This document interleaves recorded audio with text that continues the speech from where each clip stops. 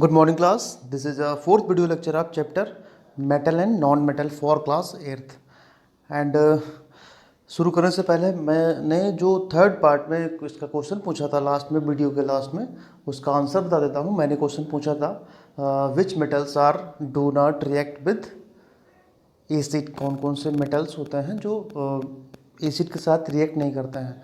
तो इसका आंसर है copper, silver, gold and platinum. चार मेटल्स ऐसे होते हैं जो एसिड के साथ रिएक्ट नहीं करते हैं।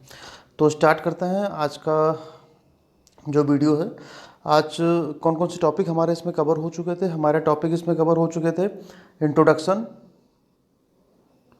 Physical property of metals and physical property of non metal, ये हमारे कंप्लीट हो चुके थे। केमिकल प्रॉपर्टी ऑफ मेटल्स ये चल रहा था, तो उसमें हमारे 4 प्रॉपर्टीज़ हो चुकी थी एंड उसके आगे हम स्टार्ट करते हैं आज। आज का जो टॉपिक है हमारा वो है डिस्प्लेसमेंट रिएक्शन। तो आज इसमें हम समझेंगे कि डिस्प्लेसमेंट रिएक्शन क्या होती है और कैसे ये मतलब क्यों डिस्प्लेस करता है। तो during the chemical reaction a metal replace another metal from its compound then such reaction are called displacement reaction. Means कि अगर एक कंपाउंड में से दूसरे मेटल कोई भी हो वो उस कंपाउंड के मेटल को डिस्प्लेस कर दे, मीन्स उसको हटा के और उसकी जगह ले ले, तो ऐसी रिएक्शन को बोलेंगे डिस्प्लेसमेंट रिएक्शन। फिर से एक बार समझ लें कि डिस्प्लेसमेंट रिएक्शन मीन्स कि अगर कोई भी कंपाउंड है, मेटल कंपाउंड जिसमें मेटल हो, तो दूसरा मेटल अगर उस मेटल कंपाउंड में मेटल को हटा देता है यानी डिस्प्लेस कर देता है, तो उस डिस्प्लेस करके उसकी जगह खुद वो कंपाउंड बना लेता है, कंपाउंड के साथ जुड़ जाता है, तो ऐसे रिएक्शन को हम बोलेंगे डिस्प्लेसमेंट रिएक्शन। इसका एग्जांपल देखिए आपके सामने दिया है। अगर आप इसमें देखें तो आपके सामने लिखा हुआ है metal A plus salt solution of metal B, यानी ये कंपाउंड हो गया आपका दूसरा वाला मेटल बी। ये मेटल हो गया एक एंड ये दूसरा कंपाउंड हो गया मेटल का, यानी metal salt solution of metal B. जब रिएक्शन होगी तो मेटल ए जो होगा वो साल्ट सोल्यूशन बनाएगा और मेटल बी वो अलग हो जाएगा। तो रिएक्शन होने के बाद अगर आप देखें तो salt solution of metal A and जो मेटल बी है वो हमारा सेपरेट हो रहा है, यानी यहाँ पे जो साल्ट सोल्यूशन था, अगर आप देखें साल्ट सोल्यूशन में मेटल बी था और जो रिएक्शन होने के बाद, यानी ये जो एरो शो करता है वो रिएक्शन कंप्लीट होने के बाद जो सब्सटेंस बना वो साल्ट सोल्यूशन ऑफ मेटल ए, यानी मेटल ए सेपरेट था, सॉल्ट सोल्यूशन बनाता है और मेटल बी हमारा वो सेपरेट हो जाता है। तो ऐसी रिएक्शन, यानी इसने क्या किया, मेटल ए ने मेटल बी को डिस्प्लेस कर दिया, मेटल ए ने मेटल बी को डिस्प्लेस कर दिया और डिस्प्लेस करने के बाद उसकी जगह पे खुद आ गया। तो ऐसी रिएक्शन को हम लोग बोलेंगे डिस्प्लेसमेंट रिएक्शन। अच्छा, ये डिस्प्लेस क्यों कर देता है, चलिए इसको भी समझ लेते हैं। ये होता है एक्चुअली कुछ मेटल्स होते हैं जो मोर रिएक्टिव होते हैं, मोर रिएक्टिव देन सब मेटल्स, यानी कुछ मेटल्स होते हैं वो ज़्यादा रिएक्टिव होते हैं और कुछ मेटल्स होते हैं कम रिएक्टिव होते हैं। तो जो ज़्यादा रिएक्टिव वाला है, जैसे कि इस रिएक्शन में अगर आप देखें तो इस रिएक्शन में जो मेटल ए है वो हमारा ज़्यादा रिएक्टिव है, मेटल ए ज़्यादा रिएक्टिव है, इसलिए वो मेटल बी को डिस्प्लेस कर रहा है, क्योंकि मेटल ए मेटल बी से ज़्यादा रिएक्टिव है।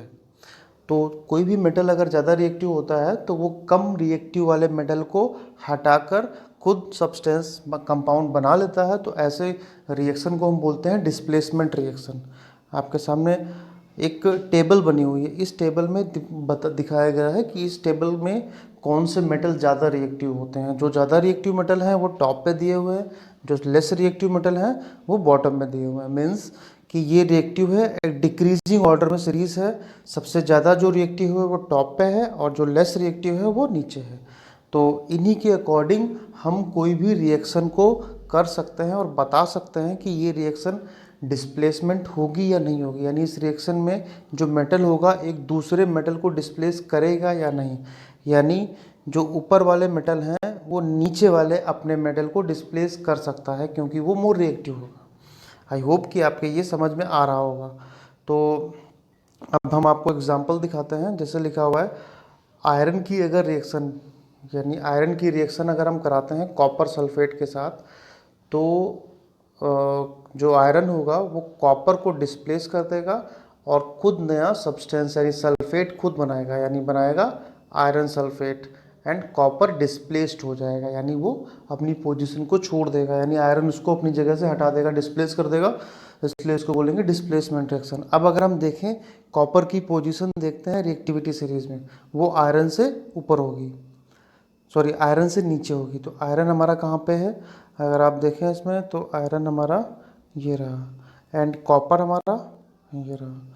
तो इसमें अगर आप देखें तो आयरन ऊपर है, इसलिए आयरन उसको डिस्प्लेस कर देगा, मीन्स इससे वो ज़्यादा रिएक्टिव है। तो ज़्यादा रिएक्टिव जो भी मेटल होगा वो लेस रिएक्टिव मेटल को डिस्प्लेस कर देगा। तो ऐसी रिएक्शन को हम बोलेंगे डिस्प्लेसमेंट रिएक्शन। हाँ, और अगर आप इसकी इक्वेशन देखें तो copper sulphate CuSO4 plus zinc, ये दूसरा इसका एग्जांपल है कॉपर सल्फेट और जिंक का। अगर हम लोग देखें कॉपर सल्फेट की रिएक्शन अगर हम जिंक से कराते हैं तो ये जिंक भी कॉपर को डिस्प्लेस कर देगा, क्योंकि कॉपर जिंक से भी नीचे है, जिंक ऊपर है, means zinc is more reactive than copper, hence copper displaced by zinc, तो बनाएगा zinc sulphate and copper displace हो जाएगा। तो ये हमारे दो एग्जाम्पल होंगे। ऐसे बहुत सारे एग्जाम्पल हो सकते हैं जो मोर रिएक्टिव हो, लेस रिएक्टिव को डिस्प्लेस कर सकते हैं। तो नेक्स्ट टॉपिक है हमारा केमिकल प्रॉपर्टी ऑफ मेटल्स। हो चुकी हैं and chemical properties of non metal. तो नॉन मेटल की पहली प्रॉपर्टी देखते हैं, chemical properties of non metal. All non metals react with oxygen to form acidic और नेचुरल ऑक्साइड, मीन्स अगर नॉन मेटल हैं, नॉन मेटल ऑक्सीजन के साथ रिएक्ट करते हैं तो जो ऑक्साइड बनेगा वो एसिडिक नेचर का होगा या न्यूट्रल होगा। तो ऐसे ही हम लोग जब मेटल के साथ रिएक्शन कराई थी ऑक्सीजन की, तो उसमें बेसिक नेचर के जो मेटल ऑक्साइड बने थे। यहाँ पे जो नॉन मेटल ऑक्साइड बनेंगे वो एसिडिक नेचर के होंगे। तो जितने भी नॉन मेटल ऑक्साइड हैं वो एसिडिक नेचर के ही होंगे। जैसे अगर हम बात करते हैं, या फिर अगर कुछ होंगे तो वो न्यूट्रल होंगे, उनमें ना ही एसिडिक होगा ना ही वो बेसिक होंगे, तो वो न्यूट्रल होंगे। तो एग्जांपल के लिए अगर हम कार्बन की रिएक्शन कराते हैं ऑक्सीजन के साथ तो हमारी गैस फॉर्म होती है कार्बन डाइऑक्साइड, और कार्बन डाइऑक्साइड जो होती है वो एसिडिक नेचर में होती है। ऐसे ही सल्फर की रिएक्शन अगर हम एसिड के साथ ऑक्सीजन के साथ कराते हैं तो सल्फर डाइऑक्साइड यानी SO2 बनता है, और SO2 भी हमारा जो होता है वो एसिडिक नेचर का होता है, क्योंकि यही बाद में सल्फ्यूरिक एसिड बनाते हैं। और नेक्स्ट हमारा टॉपिक रहेगा reaction of non metal with water. तो जो नॉन मेटल्स होते हैं वो वाटर के साथ रिएक्ट नहीं करते हैं, तो इसलिए इसकी कोई भी रिएक्शंस नहीं होंगी। Reaction of non metal with dilute acid, non metal dilute acid यानी एसिड के साथ भी रिएक्ट नहीं करते हैं। तो अगर हम देखें तो chemical property of non metal में सिर्फ हमारी कौन सी हो गई, रिएक्शन विद ऑक्सीजन, और बाकी क्या है, बाकी किसी के साथ वो रिएक्ट करता ही नहीं है। तो हमारी केमिकल प्रॉपर्टी कौन कौन सी हो गई नॉन मेटल की, सिर्फ कौन सी, रिएक्शन विद ऑक्सीजन। और ऑक्सीजन में क्या होता है, नॉन मेटल ऑक्साइड बनते हैं। नॉन मेटल ऑक्साइड जो होते हैं वो मोस्टली एसिडिक नेचर के होते हैं या न्यूट्रल होंगे। तो ये हमारा टॉपिक यहाँ पे कंप्लीट होता है। नेक्स्ट टॉपिक में हम जानेंगे use of metal and use of non metal, and उसके बाद हमारा है difference between metal and non metal, और हमारा ये टॉपिक यानी ये चैप्टर फिनिश हो जाएगा। तो ये जो टॉपिक बचे हुए रिमेनिंग टॉपिक्स हैं वो हम कवर करते हैं नेक्स्ट वीडियो लेक्चर में। तो इस वीडियो लेक्चर से हम आपसे एक क्वेश्चन पूछते हैं, इसका आंसर आप कमेंट बॉक्स में दीजिएगा, और जिनको आता हो वो आराम से कमेंट बॉक्स में इसका आंसर कर सकते हैं। तो हमारा क्वेश्चन ध्यान से सुनिएगा। हमारा क्वेश्चन है, हम आपको एक रिएक्शन देते हैं, इसको आपको कंप्लीट करनी है। यानी कॉपर सल्फेट लिखिए CuSO4 प्लस मैग्नीशियम Mg, इस एरो यानी ये रिएक्शन आपको कंप्लीट करनी है। कॉपर सल्फेट की रिएक्शन अगर मैग्नीशियम के साथ होती है तो क्या होगा, क्या सब्सटेंस बनेगा और कौन सा मेटल इसमें से डिस्प्लेस होगा। ये डिस्प्लेसमेंट रिएक्शन है, ये भी मैं आपको बता देता हूँ। तो आप लोग इसका जो आंसर है वो कमेंट बॉक्स में दीजिए, और मिलते हैं नेक्स्ट वीडियो में। Thank you so much class.